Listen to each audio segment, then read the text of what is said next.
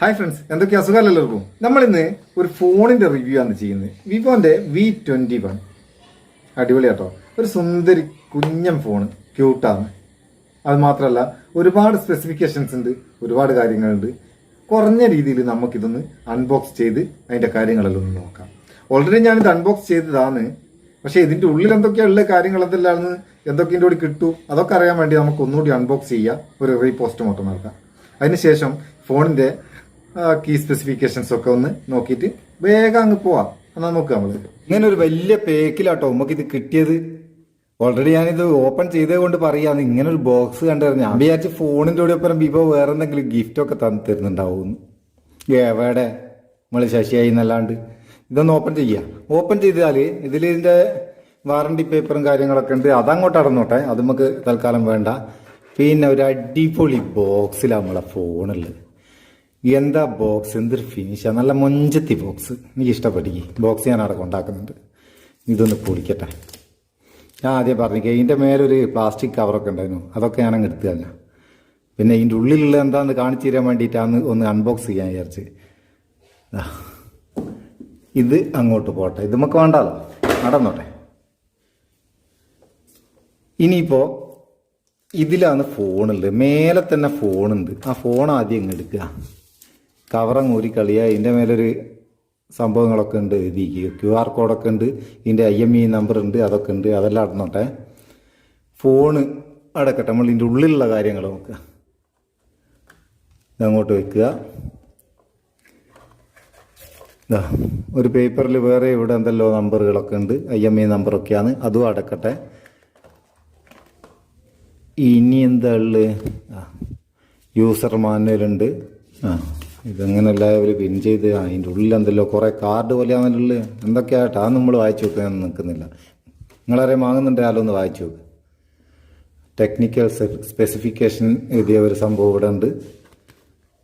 അതിൽ കൊടുത്തേക്ക്. സാധാരണ ഫോണിൻ്റെ ബോക്സും ഇല്ലെല്ലാം കാണുന്നുണ്ട്, ഇതിൽ അതൊന്നുമില്ല. ബേക്കിൽ എന്തുകൊണ്ടല്ലോ അത് പിന്നെ നോക്കാം. എന്തായാലും അതവിടെ നിൽക്കട്ടെ, ഇതും നമുക്ക് വേണ്ട. പിന്നെയുള്ള ഒരു ബാക്ക് കേസ് കേട്ടോ, ഒരു അടിപൊളി ബാക്ക് കേസ്, ട്രാൻസ്പെറൻ്റ് ആയിട്ടുള്ള നല്ല ക്വാളിറ്റി ഉള്ളൊരു ബാക്ക് കേസ്, അതും എടുക്കട്ടെ. പിന്നെ വേറൊരു സാധനം ഉണ്ട് കേട്ടോ, ഇല്ല അത് ഞാൻ കാണിക്കാൻ മറന്നു. ഇതാ സിം ഇജക്ടർ ടൂള്.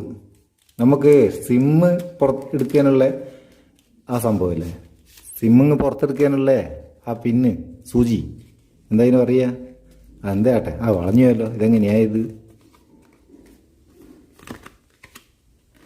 എന്തിനേലും ഇങ്ങനെതാക്കി കിട്ടിയിട്ട് നമ്മളോടാ കളി. അതും പുറത്തെടുത്ത് ഇതിനൊരു വളവൊക്കെ വന്നിക്കുക, ഞാൻ പിടിച്ച് പറക്കിയത് നോക്കിയിട്ട് നമുക്ക് നേരെയാക്കാൻ വിചാരിക്കാം. അടക്കട്ടെ, അതും പോട്ടെ. പിന്നുള്ളത് ചാർജിങ് അഡോപ്റ്റർ, 33 വോൾട്ടിൻ്റെ ഫാസ്റ്റ് ചാർജിങ് അഡോപ്റ്ററാണ്. അപ്പോൾ അത് ഇവർ തരുന്നുണ്ട്. പിന്നെ ഉള്ളത് charging cable, Type C USB കേബിളാണ് ആവശ്യമാണ്. പക്ഷേ ഇതിനൊരു ടെമ്പർ പോലെ എനിക്ക് തോന്നുന്നൊരു അത്ര ഒരു ക്വാളിറ്റി ഇല്ലാന്ന് തോന്നിട്ടോ, ഭയങ്കര ടെമ്പറൊക്കെ ഉള്ളൊരു. എന്തായാലും അതും അടക്കട്ടെ, നമുക്ക് നോക്കിയിട്ട് എടുക്കാം. എന്തായാലും വേറെ വാങ്ങാനൊന്നും കഴിയില്ല, അത് തന്നെ ഉപയോഗിക്കാം. പിന്നെ ഇതിൻ്റെ കൂടി അടിപൊളി ഒരു എയർഫോൺ ഉണ്ട് കേട്ടോ, വയർഡ് എയർഫോണ്. ഞാൻ ഈ കാലത്താണ് ഉപയോഗിക്കുക, അതുകൊണ്ട് എനിക്കിത് ഉപകാരമാണ്. ഇപ്പം അധികം ആൾക്കാരും ചേട്ടൻ തിരികെ വെക്കുന്നല്ലേ, നമുക്കത് ശരിയാകില്ല, ഇതാ ശരിയാവും, വയറുള്ളതാ ശരിയാവും. പിന്നെ ഒരു കുട്ടി സാധനം ഇവിടെ ഉണ്ട്. ഇതെന്തിനാ വെച്ചാൽ കഴിച്ചു തരാം, കഴിച്ചിട്ടെടുത്താൽ എന്താ ചെറിയൊരു കണക്ടർ സംഭവം. ഇതിനങ്ങ് കണക്ട് ചെയ്യാനുള്ളതാ ഇത് സംഭവം. തിരിക്കാം, കണക്ട് ചെയ്ത്. സാധാരണ ഫോണിന് ഈ ഇയർഫോൺ കുത്താനുള്ള ഒരു 3.5 mm സംഭവം ഉണ്ടാകില്ല, ഒരു തുള. ആ തുളയിനില്ല, അതിന് പകരം ഇതിലേക്ക് ഇത് കുത്താനുള്ളതാണ് ഈ കണക്ടർ. അപ്പം അതും അവരറിഞ്ഞ് ചെയ്തിക്ക്, അതടക്കട്ടെ. ഇനി നമുക്ക് ഫോണിന്ന് എടുക്കാം. അപ്പം ഇതാണ് നമ്മളെ സുന്ദരി കുഞ്ഞൻ ഫോണ്. ഗ്ലാസിന്റെ നല്ലൊരു മാറ്റ് ഫിനിഷ് ബാക്ക് കണ്ട, വെളിച്ചടിക്കുന്നവരെ ഇങ്ങനെ കളർ മാറി മാറിയൊക്കെ വരും. സൺസെറ്റ് ഡാസിൽ എന്ന് പറയുന്ന ഒരു കളറായത്. അതെന്ത് കളറാണ്, ഞാൻ ആദ്യമായിട്ടാണ് കേൾക്കുന്നത്. ഈ ഓരോ ഫോൺ ഇറങ്ങുന്നത് കേട്ടോ, നമ്മൾ പുതിയ പുതിയ കളറിനെ പറ്റിയൊക്കെ പഠിക്കുന്നത്, അറിയുന്നത് എന്തെല്ലാം കളറാ. അതെന്താ ആട്ടെ. പിന്നെ ഇതിന്റെ സൈഡിലേക്ക് വന്നാൽ ഒരു സൈഡിൽ വോളിയം കീ ഉണ്ട്, അതുപോലെ പവർ ബട്ടൺ ഉണ്ട്. മേലെ ഭാഗത്തുള്ളത് ഒരു നോയിസ് ക്യാൻസലേഷൻ മൈക്ക് മാത്രം, വേറൊന്നുമില്ല. ഈ സൈഡ് പ്ലെയിൻ ആണെന്നൊന്നുമില്ല. പിന്നെ ഇതിന്റെ അടിഭാഗത്ത് സ്പീക്കർ ഉണ്ട്, ഒരു ആവറേജ് ക്വാളിറ്റി. എന്നാലും കേൾക്കാനൊക്കെ ഒരു ഉഷാറാണ്. 2-3 ദിവസം നമ്മൾ കേട്ട് നോക്കി, ഉപയോഗിച്ച് നോക്കി. അപ്പം വലിയ തെറ്റില്ലാത്തൊരു സ്പീക്കർ. പക്ഷെ ഒരു 2 സ്പീക്കർ കൊടുക്കാനും അതിനാവിൽ പിശിക്കുന്ന അറിയില്ല. പിന്നുള്ളത് ടൈപ്പ് സി USB പോർട്ട് ഉണ്ട്. അതുപോലെ ഇവിടെയുണ്ട് ഒരു നോയിസ് ക്യാൻസലേഷൻ മൈക്ക്, കാണുന്നുണ്ടോ? പിന്നെ ഇതിന്റെ സിം ഇടാനുള്ള ആ സംഭവമില്ലേ, ആ ട്രേ, അതിന്റെ തുളയൊക്കെ ഇവിടെയാണുള്ളത്. നമ്മൾ അതൊന്ന് ഊരി വെക്കുക. ഏറ്റവും സിം എന്നറിയാലോ. ഇത് നമുക്ക് ഒരേ സമയത്ത് 2 സിം കാർഡ് അല്ലെങ്കിൽ ഒരു സിം കാർഡും ഒരു മൈക്രോ SD കാർഡും ഉപയോഗിക്കാൻ പറ്റുന്ന സൈസ് അങ്ങനത്തെ ഒരു സിം ട്രേ ആണ് ഇതിനുള്ളത്. അതാണ് തന്നെ കേട്ടോ. സിം നമുക്ക് പിന്നെ ഇടാം. ഇനി നമുക്ക് ഇതൊന്ന് ഓപ്പൺ ചെയ്ത് നോക്കുക. 6.44 ഇഞ്ചിന്റെ ഒരു അടിപൊളി ഡിസ്പ്ലേ. ഇതിന്റെ OS എന്ന് പറയുന്നത് വിവോന്റെ തന്നെ സ്വന്തം OS ഫൺ ടച്ച് ആൻഡ്രോയിഡ് 11 ആണ് ഇതിന്റെ OS. കുഴപ്പമില്ല, നല്ലൊരു യൂസർ എക്സ്പീരിയൻസ് തന്നെയാണ്. നല്ല ഫാസ്റ്റ് ആയിട്ടുള്ള ഒരു OS ആണ്. പിന്നെ ഇതിന്റെ പ്രോസസർ വരുന്നത് മീഡിയ ടെക്കിന്റെ ഡെമൻസിറ്റി 800U എന്ന് പറയുന്ന ഒരു പ്രോസസറാണ്. നല്ലൊരു ഗെയിമിംഗ് പ്രോസസർ തന്നെയാണ്. നമുക്ക് ഹെവി ആയിട്ടുള്ള ഗെയിമൊക്കെ ഇതിൽ കളിക്കാനാവും. ഗെയിമിനൊന്നും ഒരു പ്രശ്നമില്ല. നല്ല സ്പീഡും ഫാസ്റ്റും ഒക്കെയാണ്. 90 Hz റിഫ്രഷ് റേറ്റും ഉണ്ട്. കുഴപ്പമില്ല. അതൊന്നും ആ ഭാഗമൊക്കെ ക്ലിയർ ആണ്, പ്രശ്നമൊന്നുമില്ല. പിന്നെ ഇതിന്റെ ബാറ്ററി വരുന്നത് 4000 mAh ആട്ടോ. അത് കുറഞ്ഞു പോയി. ഇപ്പൊ ഇറങ്ങുന്ന ഫോൺ അധികം 5000-6000 ഒക്കെ mAh ബാറ്ററി ഇറങ്ങുന്ന നേരം ഇവരെന്തിനാ 4000 ആക്കിയെന്ന് നമുക്ക് മനസ്സിലാക്കില്ല. ഒരു 5000 കൊടുക്കാനും സാരമില്ല. പക്ഷേ ഇതിന് 33 വാട്ട്സിന്റെ ഫാസ്റ്റ് ചാർജിങ് സപ്പോർട്ട് ഉണ്ട്. അതുകൊണ്ട് നമുക്ക് അഡ്ജസ്റ്റ് ചെയ്ത് പോവാം. എന്താ വെച്ചാൽ ഒരു അരമണിക്കൂർ കൊണ്ട് ഒരു 60% ഒക്കെ ചാർജ് ഇതിലേക്ക് എത്തിക്കാനാവും. അതുപോലെ തന്നെ 1 മണിക്കൂറും 10 മിനിറ്റും കൊണ്ട് ഇത് 0 നിന്ന് 100% വരെ നമുക്ക് ചാർജ് എത്തിക്കാനാവും. പിന്നെ ഇത് ഉപയോഗിക്കാൻ വളരെ ഹാൻഡി ആയിട്ടുള്ള ഒരു സാധനം കേട്ടോ. ഒറ്റ കയ്യിൽ നമുക്ക് ഉപയോഗിക്കാൻ നല്ലൊരു ഇതുള്ള സാധനം. ഇതിന്റെ തിക്നെസ് വളരെ കുറവാണ്. അതുപോലെ തന്നെ ഇതിന്റെ വെയിറ്റും 176 ഗ്രാം മാത്രമാണ് ഇതിന്റെ വെയിറ്റ് വരുന്നത്. അപ്പോൾ ഉപയോഗിക്കാൻ നല്ല ഹാൻഡിയാണ്.